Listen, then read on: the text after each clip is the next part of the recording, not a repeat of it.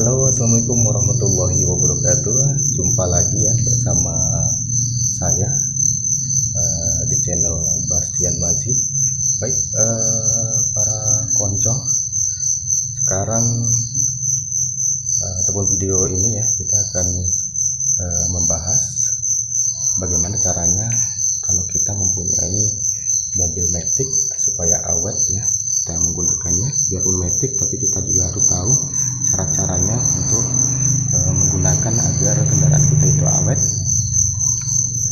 Oke, ikuti terus video saya.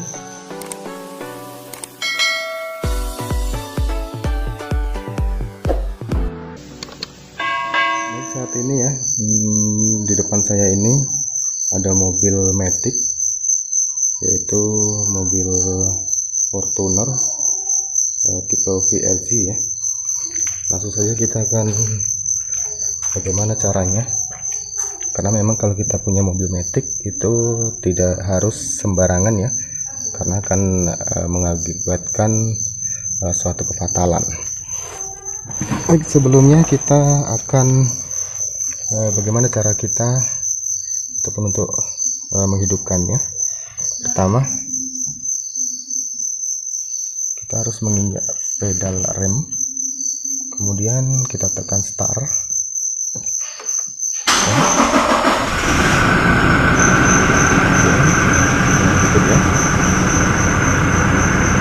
Dan bagaimana cara mengoperasikan persnelingnya, sobat?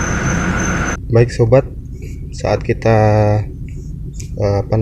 dari perpergian jauh ya, sebelum posisi handle persneling ini kita rubah untuk posisi P, itu usahakan ke N dulu ya.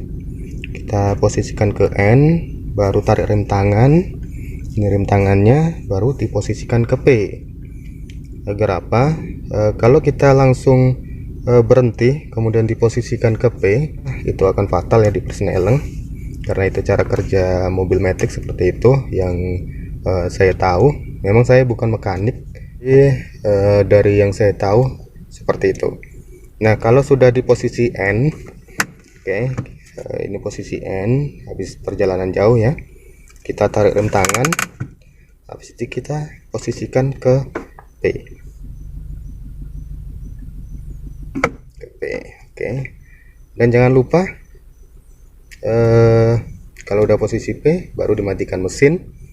Dan jika mau menghidupkan atau mau berpergian menggunakan kendaraannya juga, itu jangan lupa sebelum posisi ataupun sebelum atret, menggunakan gigi atret, persneling atret atau mundur, itu juga harus kita posisikan ke netral dulu. Oke, netral, baru kita tarik rem tangan, turunkan. Kita turunkan rem tangan ya, baru mau diarahkan kemana persnelingnya.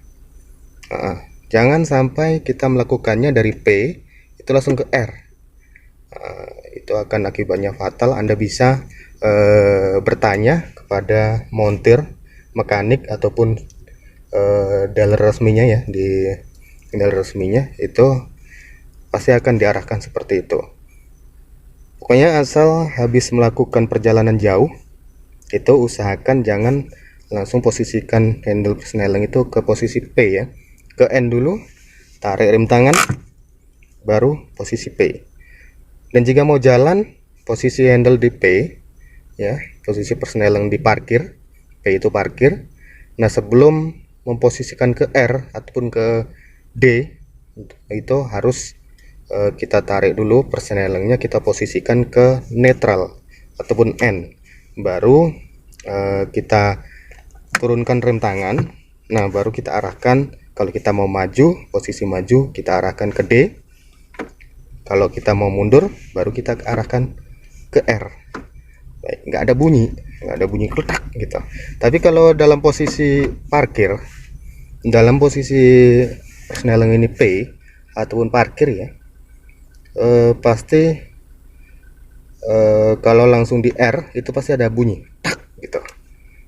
Begitu kan seterusnya. Kalau dari posisi P kita mau jalan, tidak kita posisikan netral, baru kita turunkan rem tangan, langsung saja kita ke D ya untuk posisi jalan, baru tarik diturunkan rem tangan. Biasanya lama kelamaan akan ada bunyi yang aneh, letak gitu.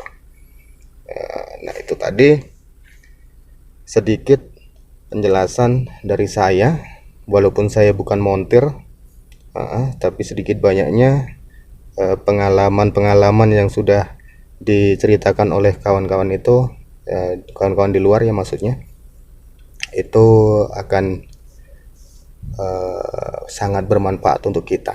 Dan saat mungkin kita di lampu merah ya, ataupun pada antrian di jalan, itu jangan sekali-kali sobat kita dalam posisi persneling itu posisi D ya, itu jangan sekali-kali kita hanya menginjak rem ataupun pedal rem kaki. Jangan sekali-kali seperti itu. Usahakan kalau kita di lampu merah ataupun ngantri di jalan, itu usahakan posisinya ke N, habis itu injak rem, mau rem kaki atau rem tangan pun boleh ya. Dan juga jangan sekali-kali memposisikan persneling kita di P, itu saat ada lampu merah ya, ataupun kita melewati lampu merah, kebetulan lampu itu menyala merah. Nah pasti kita akan mengantri untuk melewati jalur tersebut ya, ataupun jalan tersebut. Nah itu jangan sekali-kali persneling itu kita posisikan di P ataupun di D ya. Usahakan posisi di R saat kita mengantri, mau di lampu merah mau dimanapun, itu posisikan di N, netral ya. Itu juga akan mempengaruhi kinerja persneling kita saat kita melakukan hal tersebut, sob. Jadi kendaraan kita pasti tidak akan berumur panjang. Jadi kalau kita mengantri di lampu merah, itu posisikan ke N. Oke, baru kita injak rem kita ataupun tarik rem tangan, boleh juga. Jangan diposisikan di P ataupun D, kita injak rem. Karena rata-rata ya, kebanyakan yang belum tahu tentang mobil matic itu akan seperti itu, akan melakukan hal seperti itu.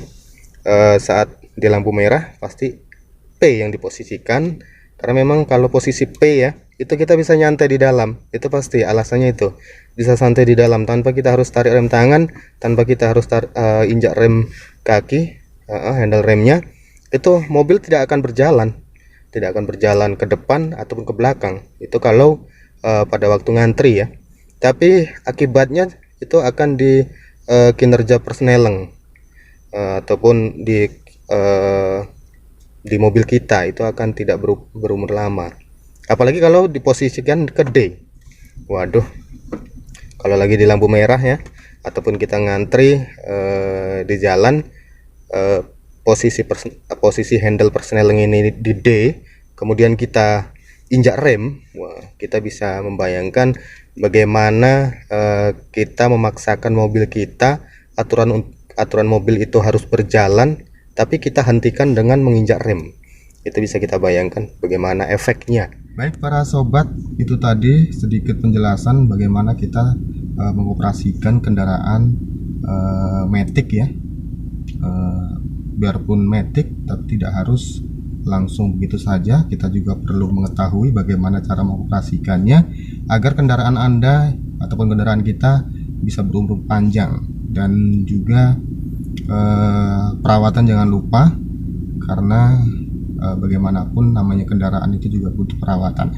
Baik, jangan lupa subscribe dan juga bunyikan lonceng, like dan juga bagikan jika video ini bermanfaat dan itu gratis. Sampai jumpa di video berikutnya. Assalamualaikum warahmatullahi wabarakatuh.